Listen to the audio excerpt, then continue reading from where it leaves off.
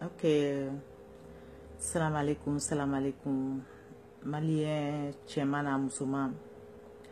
mais malien den bɛɛ fo ala ka dususuma di malien bɛɛ ma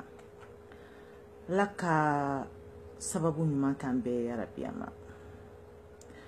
donc malien wulikan da fitini dɔrɔn don bɛɛ ɲɛ b'a la vote sera olu sera tiɲɛna a tɔ ye panko kelen ani ɲɛ wawa sini dɔrɔn de don donc malien an b'a fɔ bɛɛ ka bɔ ka taa voter bɛɛ ka bɔ massivement ka taa voter sabula ne teriw n'an bɛ Mali ka yɛlɛma fɛ n'an bɛ ɲɛta fɛ n'an bɛ changement fɛ ne teriw an bɛɛ ka bɔ an ka taa voter an ka taa voter o de an ka droit ye an ka taa voter o de an ka droit pour qu'on puisse avoir le changement dans notre pays. Allez-y voter massivement sini dɔrɔn don fɛn fɛn bɛ ka fɔ fɛn fɛn bɛ ka kɛ a kana mɔgɔ si décourager a kana mɔgɔ si décourager on veut le changement an bɛ fɛ jamana bɛ bolo min kan bi jamana bɛ dingɛ min kɔnɔna na bi problème min bɛ jamana kan an bɛ fɛ a ka yɛlɛma an bɛ fɛ yɛlɛma ka na jamana kɔnɔ o tɛ se ka to o tɛ se ka kɛ ka an sigilen to sow kɔnɔ minnu ko k'u tɛ voter ni parti fila si ye dɔw ko k'u tɛ voter IBK ye u tɛ voter Sumayila ye o fana y'u ka droit ye mais an k'a dɔn jamanajɔ ani jamana baara an bɛɛ niyɔrɔ bɛ a la an bɛɛ de bɛ dɔɔni dɔɔni kɛ ne badenw an ye IBK ka san 5 de ye an ma Sumayila ka san 5 ye fɔlɔ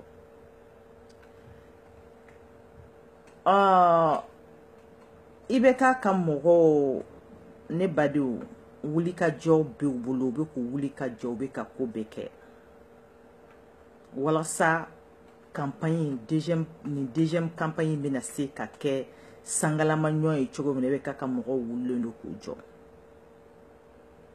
mais fɛn kelen bɛ yen ne bɛna u ɲininka dɔgɔyama tɛ sabula an bɛɛ ye malien den ye Mali ka ɲɛ o de ka di an bɛɛ ye minnu ye IBK kanu kunun fo bi olu mɔgɔw bɛ yen minnu ye IBK kanu kunun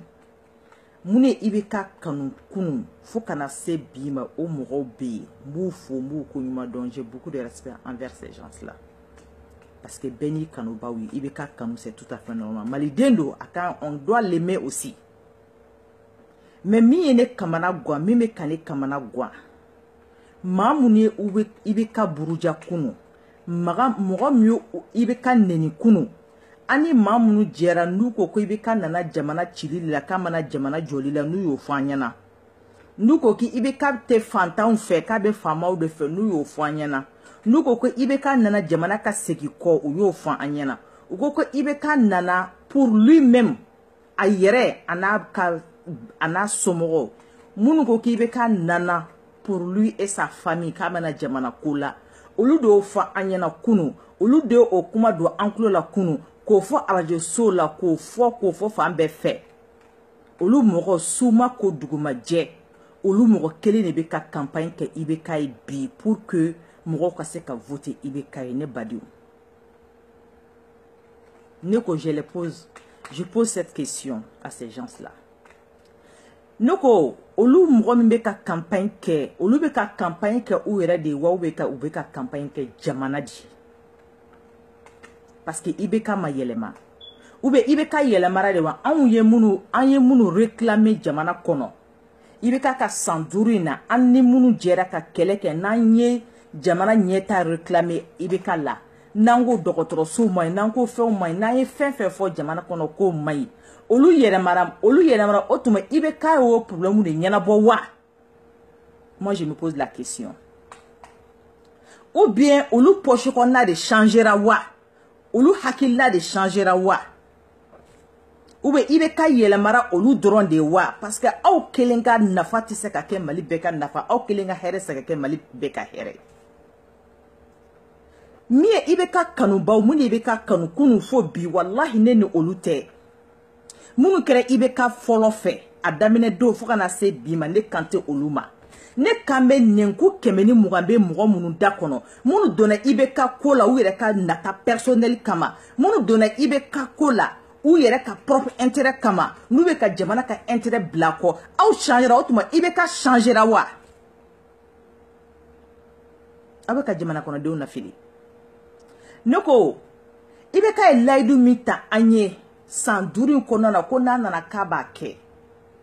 a bɛna layidu filanan min ta qu'est-ce qui prouve que il va tenir ça aussi qu'est-ce qui vous prouve que layidu kura min bɛna ta o bɛ timɛ sabula kɔrɔ ne ma timɛ fɔlɔ i bɛ ka layidu kɔrɔlen min ta kɔrɔlen ma timɛ i bɛ ka ma layidu kɔrɔlen bɔ a sira fɛ maa min ma kɔrɔlen timɛ n'a ma kɔrɔlen bɔ a sira fɛ o bɛ se ka na kura jumɛn fɔ anw ɲɛna ko bɛ don anw hakili la k'an bɛ wuli ka campagne ka a ye kɔrɔlen timɛra wa qu'est-ce qui vous prouve que kura a ye kura min layidu ta u ye k'a bɛna kura in fana kɛ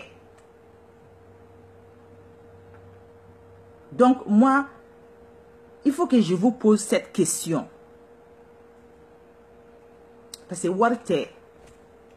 sanu tɛ adamaden f'i ka sira ala subhanahu wa taala ɲɛ i bɛ min don i kɔnɔ min dira aw ma wari min bɛ ka di aw ma jamana nafolo don jamana wari de don i bɛ k'a bɛna fanga la don min na a yɛrɛ ɲuman na a taara banque la k'a bɛ juru ta u ma sɔn ka juru don a la il n'avait rien aujourd'hui i bɛ k'a fait campagne avec des milliards d'où vient-il ni wari baden d'où vient-il ni wari ninnu bɛ ka bɔ min ni milliards ninnu bɛ ka bɔ min Sarkozy ka mandat tiɲɛna u ye recherche kɛ ka na ye ko Sarkozy ka campagne Libikaw de y'a financé ils disent que ça c'est injuste o de sababu y'a to i bɛ Sarkozy yɛrɛ mangoyara n'a fɔra ko an ka recherche kɛ i bɛ k'a bɛ ka nafolo min ta k'a tiɲɛ ni campagne na combien de milliards nin wari bɔra min trésor videlen don wari tɛ trésor kɔnɔ Mali campagne kɔnɔna na wari bɛɛ videra foyi tɛ ka ɲɛnabɔ Mali kɔnɔ mais wari bɛɛ taara ka kɛ ka campagne kɛ ne ni wari kun yɛrɛ taara k'a ka investissement kɛ jamana kɔnɔ c'était mieux mais i bɛ ka nana dominer n'avait pas un franc a yɛrɛ ɲuman na foyi kun t'a bolo a taara banque la ka juru ta ou ba ka juru don a la parce que c'est t'a ye mais aujourd'hui i bɛ ka fait campagne avec des milliards ni wari bɔra min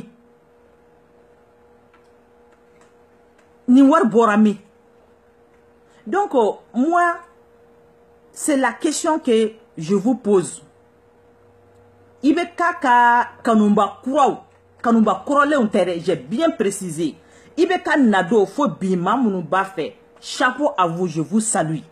mais maa minnu i bɛ ka nɛni kunu maa minnu i bɛ ka bɔrɔndɔ kunu ko jamana cila don k'a nana ka Mali segin kɔ k'a tɛ ka Mali avancer k'a nana ka Mali ta tiɲɛ k'a tɛ Mali ɲɛni fɛ u ye fɛn bɛɛ fɔ an ɲɛna radio so ni fɛn bɛɛ kan mais olu mɔgɔ kelenw bɛ ka i bɛ ka supporter bi pour leur propre intérêt u bɛ ka jamana kɔnɔdenw na fili ne ko i bɛ ka yɛlɛmara de wa ou bien aw de hakilila yɛlɛmara wa ou bien aw de poche kɔnɔna yɛlɛmara wa qu'est-ce qui s'est passé du jour au lendemain mun de kɛra hali sini moi je me pose la question mun de kɛra n'a sɔrɔla i bɛ ka kun ye changement donna jamana kɔnɔ k'an y'a ye changement donna jamana kɔnɔ an bɛ se k'a fɔ vraiment vous avez raison mais changement ma don jamana kɔnɔ ni min tɛ ka tiɲɛ ni min tɛ ka dégrader foyi tɛ ka fara a kan mais aw de changera aw de bɛ ka campagne kɛ bi IBK aw de bɛ ka mɔgɔ dɔgɔya bi IBK ye qu'est-ce qui s'est passé du jour au lendemain moi je me pose cette question a kamanaganba de bɛ ne na ne kɔni m'a dɔn nin sera ka kɛ cogo jumɛn moi ne hakili la bi in na IBK kanuba kun kan ka dɔgɔya Mali kɔnɔ an ye IBK ye baara min da maliyɛnw kan an yɛrɛ baara min da IBK kan pour moi IBK kanubaw bɛna dɔgɔya jamana kɔnɔ mais bi IBK kanubaw an bɛ ka kɛlɛ kɛ maa minnu ka ko la an bɛ ka kɛlɛ kɛ ko jamana ka sumaya ko maa minnu hinɛ b'an na olu yɛrɛ de bɛ ka voter kan IBK ye u bɛ fɛ ka voter IBK u bɛ ka campagne kɛ IBK ye où va le Mali on se pose la question est-ce que malien denw est-ce que an bɛ hɛrɛ fɛ wa an bɛ ka hɛrɛ min fɔ an bɛ ka changement min fɔ est-ce que an b'a dɔn wa an bɛ ka changement min fɔ an bɛ hɛrɛ min kanu ni fɛ ni Mali ye est-ce que anw yɛrɛ bɛ hɛrɛ in fɛ wa on se pose la question est-ce que le Mali même le Malien même aime le changement parce que ni an bɛ changement fɛ min bɛ ka kɛ a tɛ kɛ n'an bɛ changement fɛ wale min ka kɛ a tɛ kɛ parce que ni aw changera a ye changer tiɲɛ kan na aw changera a ye changer tiɲɛ kan mais aw changera galon kan aw bɛ ka jamana kɔnɔden bɛ fili aw nɔfɛ galon kan tugun aw ko anw de ye jamana cilaw ye ka aw ye jamana jɔlaw ye mais aw changera galon kan qu'est-ce que IBK a fait durant ces 5 dernières années là ko aw bɛ changer ka fara IBK kan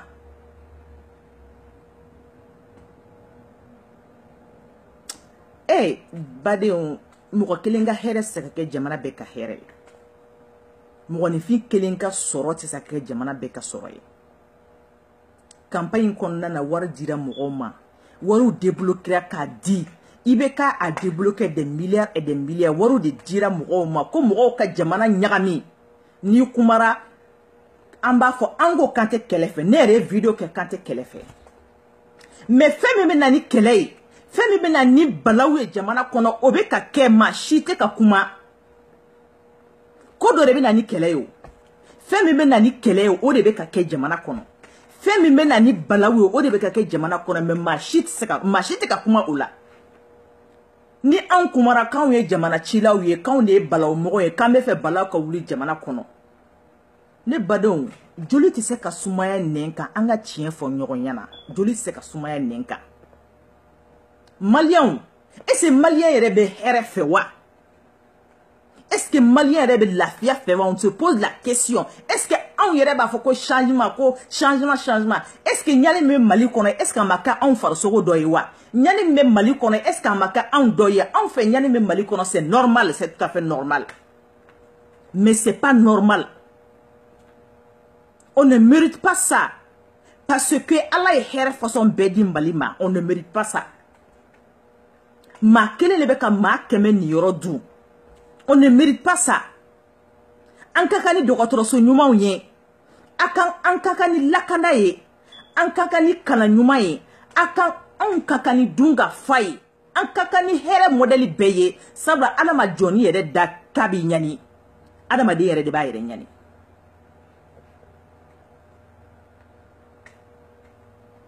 Soumala côté, Ibeka côté. Mais Bibina, moi je me pose la question, Malien, on doit se poser cette question. Est-ce que Malien est Mali n'y fait wa? Est-ce que on est Mali n'y fait wa? Ameka kelemi ke ko Mali ka changer.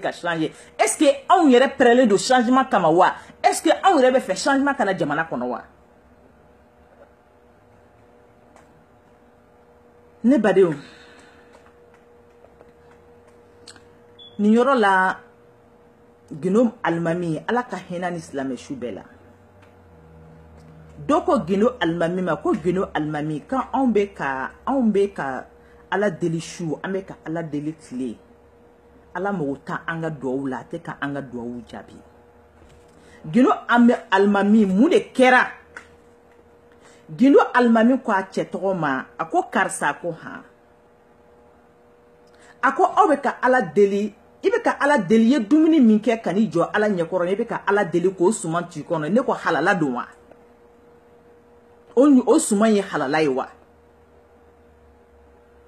e bi ni jɔ ala ɲɛkɔrɔ ye fini min do ila kini jɔ ala ɲɛkɔrɔ ni ko Allah akbar ko fini to ila i ye fini sɔrɔ cogo di halala don wa a ko ala tɛ fɛn nɔgɔlen fɛ nafolo ni wari bɛ ka suɲɛ min k'o da an ma an b'o dun jamana nafolo bɛ ka suɲɛ min ka da an ma an bɛ k'o dun jamana nafolo bɛ ka ŋanamu bi ka di an ma an b'o k'o dun fantanw ni yɔrɔ bɛ ka fantan ni yɔrɔ ka daraku labi ka di an ma an bɛ k'o dun an bɛ tila ka taa jɔ ala subhanahu wa taala ɲɛkɔrɔ tugun ko Allah akbar ko ala k'an ka duwawu jaabi ne badenw bɛɛ ka k'i yɛrɛ ye wallahi hali n'i ma kɛ hɔrɔn ye kɛ silamɛ ye bɛɛ b'a dɔn bi yuruku ɲɛlen don Mali kɔnɔ, bɛɛ b'a dɔn bɔsi tigila Mali suyɛni tɛ dɛ, ka bɔsi la jagoya k'a daragi la jagoya, o de ɲɛlen don Mali kɔnɔ bi. Wa an bɛɛ ko k'an ye 95% musulmans, an bɛɛ ko k'an ye silamɛ ye, mais suyɛni de ɲɛlen don an ka jamana kɔnɔ bi, yuruku de ɲɛlen don an ka jamana kɔnɔ bi, seere juguya seere ka mɔgɔ seere jugu ye, o de ɲɛlen don an ka jamana kɔnɔ bi. IBK y'a ka gouvernement bɛɛ san.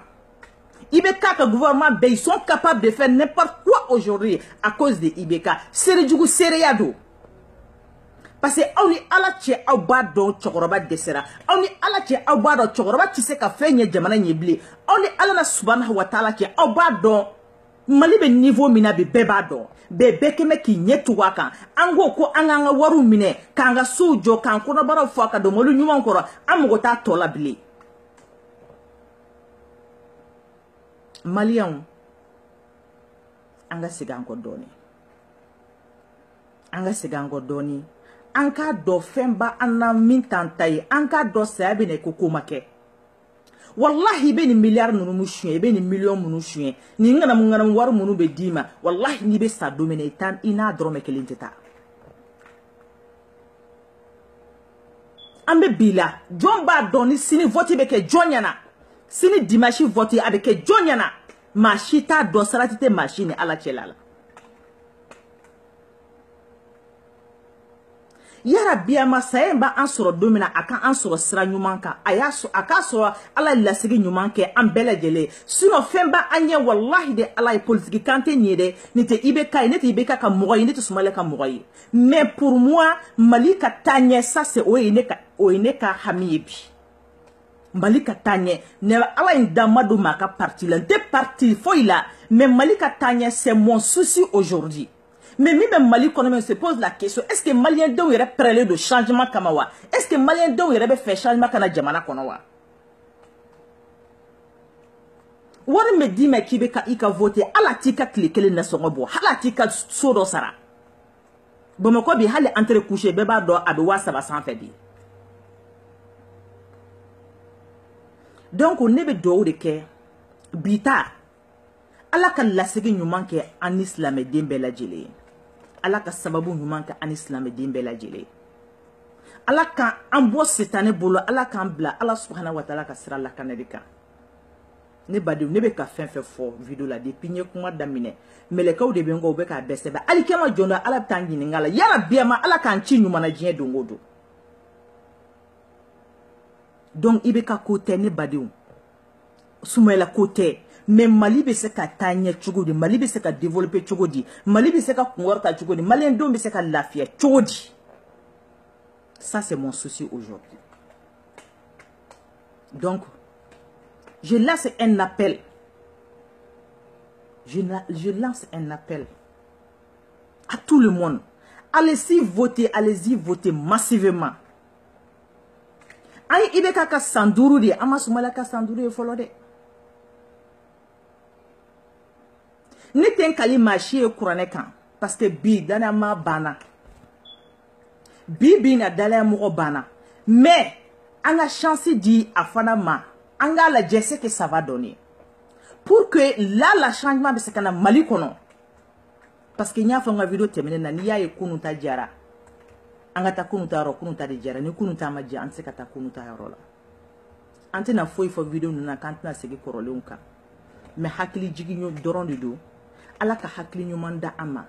An ka mɔgɔ ko dabila, an ka Mali lajɛ. Ne ni karisa mandi, karisa ye ne neni, karisa ye ne fa neni, karisa ye ne ba neni. Ne ni karisa mandi, o kama ne tɛ voter karisa ye. Mali m'i fa neni, Mali b'i ba neni.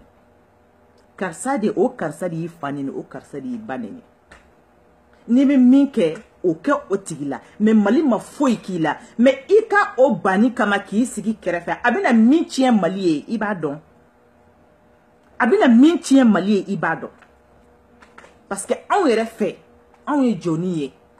jɔni ka dɔnta man bon, mais anw yɛrɛ fɛ lala Soumaïla bɛ se ka na ni changement ye, parce que an ka yetaw y'a yira na, an ye min ye san 5 kɔnɔna na, vraiment ça va pas. Lala Soumaïla bɛ na ni changement ye. Donc an ka fara ɲɔgɔn kan, an ka fara ɲɔgɔn kan, anga nani changement ye. Allez-y voter massivement. Aïta voter Soumaïla ye. Là la Soumaïla c'est que change changement sababu. Parce que Sandourou mi temena amal lafia sura akonana. Ni chokoroba kun changera. Ko chokoroba e bara doke. Anye fait mon réclamer Mali kono Sandourou konana. Ko chokoroba ya changera ko chokoroba ya wale. Wallahi ne kume campagne ke boye. Mais en tout cas ne kon ma foye ne badou. Ne ma foye. Mimi se kana ni changement et jamana kono ko ça nous donne l'espoir ka ibeka tatugu pour nous déjà fakase gankuna. Moi j'ai perdu l'espoir. Ne connais espoir perdu. Ne espoir perdu. Ka foni ibeka nana sosori nana ça va être la même chose. Ne espoir perdu. Espoir va au mununa. Ka foni ibeka nana ça ibeka va amener le changement. Ayo korole me laidu ta awe est-ce que bora srama wa. Mami ma korole laidu time, mami ma korole time, mami ma korole boisrama, abina kura de boisrama, abina kura de laidu time moi. On doit se poser cette question, mes amis. Donc, vidéo inte janya, hakli jigido, wule madado, malien, sumalani ibeka de tara deuxième tour là. Maware mata. Se foita anye dabalita anye aman jigida alaka kan jigida kiraka kan jigida Soumaïla kan lala Soumaïla bina ni changement jamana kono donc an ta voter Soumaïla yi ni malien min ko ki be fait ko changement kana jamana kono malien be fait changement kana jamana kono malien be fait an ga développer malien be fait vraiment développement kana jamana kono an ga ta kata Soumaïla ta ango fana ka Sandourou laje malien be mabane malien chekiso be halisini malien musukeso be halisini ni Soumaïla fana manye na ya ke boata nyona yi min dara boa ka fembe da Soumaïla ka juguni boata yi chien keme ante malin to machi bolobli ou ka sako ke malila donc anga chance di Soumaïla fana makala je sais que ça va donner les maliens ne koninka big video hakli jigido ibeka nana domina war comptable il a fait campagne avec des milliards il est en train de faire son campagne avec combien de milliards point d'interrogation mota milliards d'ado a milliard boramini atara on est ka kesu kono on est ka waridu wari babolo ka campagne ke wari babolo ka war di mogo ma ka campagne ke ale mais war tabolo pour inverser au Mali war tabolo ka Mali bod dinge kono war tabolo ka Mali sanuya war tabolo ka courant di malien dembema war tabolo ka ji di malien dembema war tabolo ka hôpitalu minaw sanka ka kono ka minasa ka bidi hôpital mo war tabolo ka hôpitalu kurojo o war tabolo ka école donc ka boursu ko nu ka fembe nyanabo o war tabolo mais il a des milliards ka ta investir campagne na no te mo koye est-ce que ye Mali koye wa war tanyante war tanyante. Mais il a des milliards pour aller investir dans son campagne. Avec la campagne qui a des milliards, il y a bomi. Depuis quand ni Mali ni Afrique un président multimilliardaire y a émis? En Amérique, ni Trump une décision d'autre, à la décision est acceptée, habita follow Sénat de là. Habita follow de Balaje. N'a qu'un accepté, avait accepté, n'a manque à accepter, a été accepté. Il a le président, mais il ne peut pas. À qui c'est qu'a fait Béjiri? Mais en fait Mali la président ne veut faire gérer.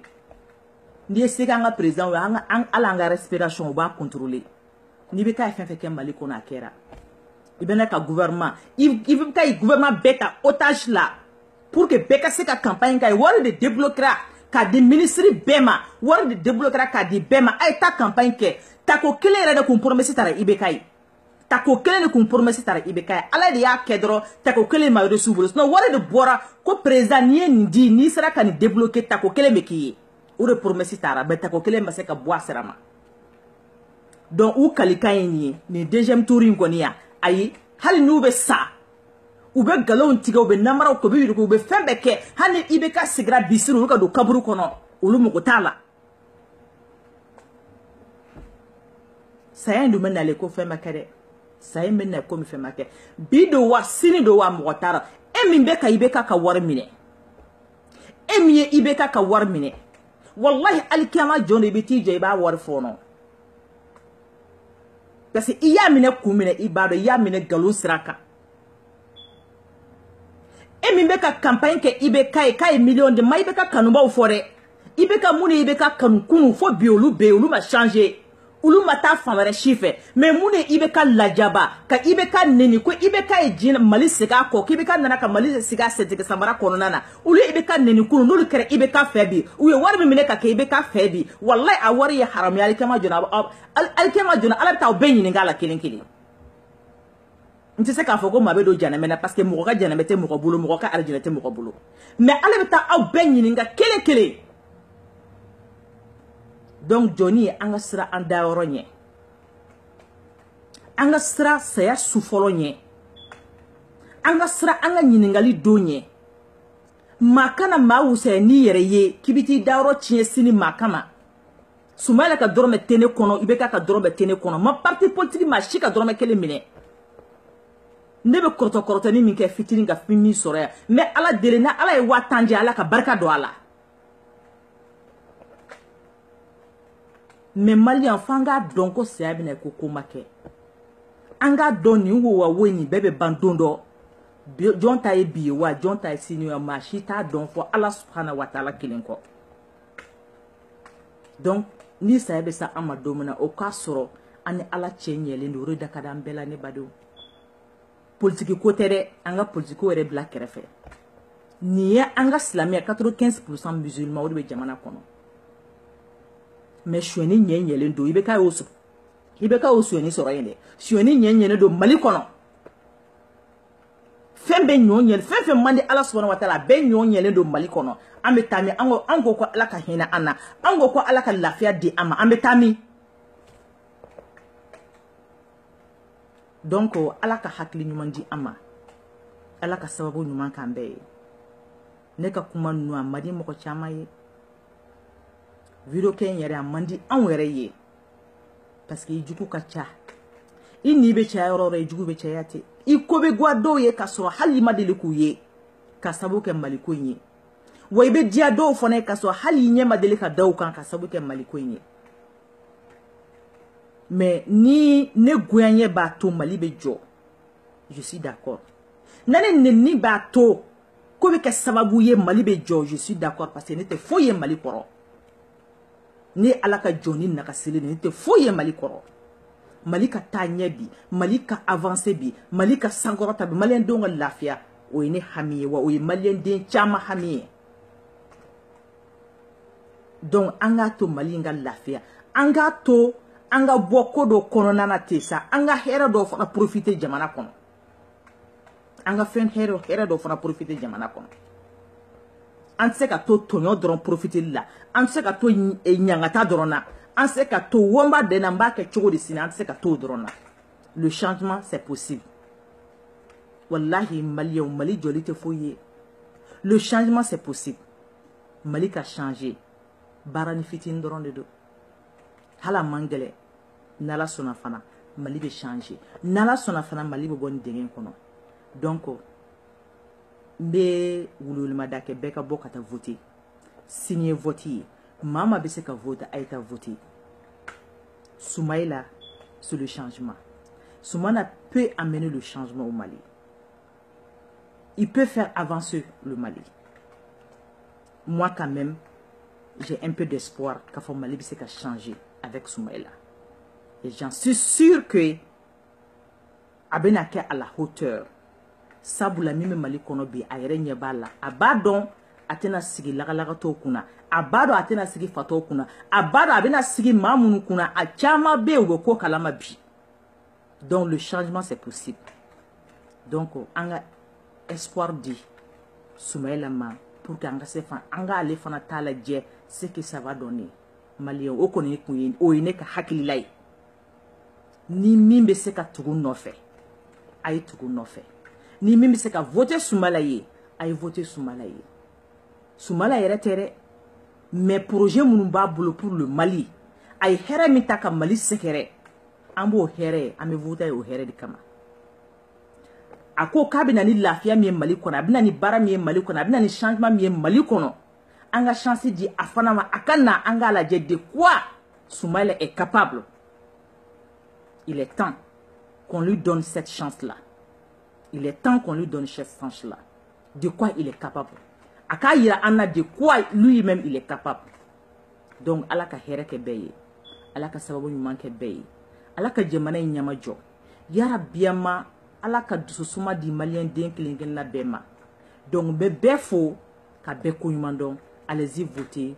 pour Soumaïla Cissé. Inch'Allah, le changement c'est possible et c'est maintenant. Salam alaikum wa rahmatullahi ta'ala wa barakatuh.